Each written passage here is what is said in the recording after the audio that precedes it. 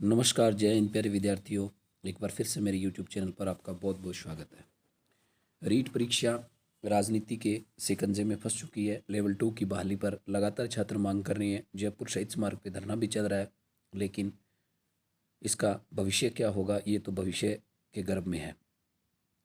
और सबसे बड़ी बात ये भी रही कि एक याचिका भी दायर हो चुकी है लेवल 2 को बहाल करने के लिए। याचिका पे जल्दी फैसला भी आएगा, ऐसा हम उम्मीद कर रहे हैं।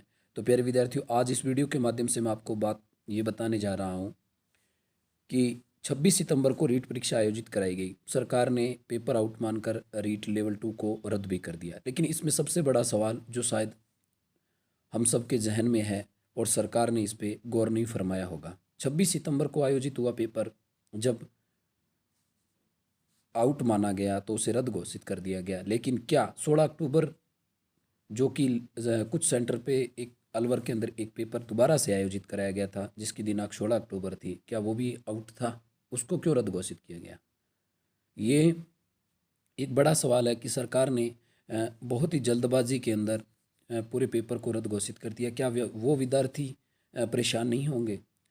मात्र कुछ लोगों ने चीटिंग के माध्यम से पेपर प्राप्त किया और बहुत सारे विद्यार्थियों के साथ अन्याय हुआ। लगातार विद्यार्थी ये मांग कर रहे हैं कि कुछ विद्यार्थियों की बजाय सभी विद्यार्थियों की सज़ा नहीं दी जानी चाहिए। और सबसे बड़ा जो सवाल ये है कि जब पेपर दोबारा आयोजित करवा दिया गया उस सेंटर पर, तो क्या उस सेंटर पे आयोजित हुआ पेपर रद्द करना उचित है? तो सरकार इस पे क्या फैसला लेगी ये भी भविष्य के गर्भ में है। प्यारे विद्यार्थियों, रीट लेवल 2 पे बहाल करने की जो याचिका लगी है उस पर आप बार बार सवाल पूछ रहे थे कमेंट में। मैं कमेंट देख रहा था कि सर क्या वापस बहाल हो जाएगी?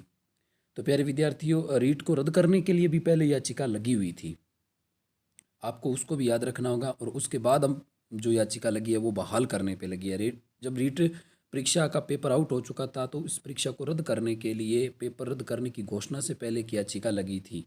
और जब रद्द हो गया तो उसके बाद बहाल करने पे याचिका लगी है। तो कोर्ट क्या फैसला लेगा ये हम सब नहीं जानते। लेकिन बात ये है कि जब 26 सितंबर का पेपर आउट था तो फिर 16 अक्टूबर को आयोजित पेपर हुआ था, उसको रद्द क्यों घोषित किया गया?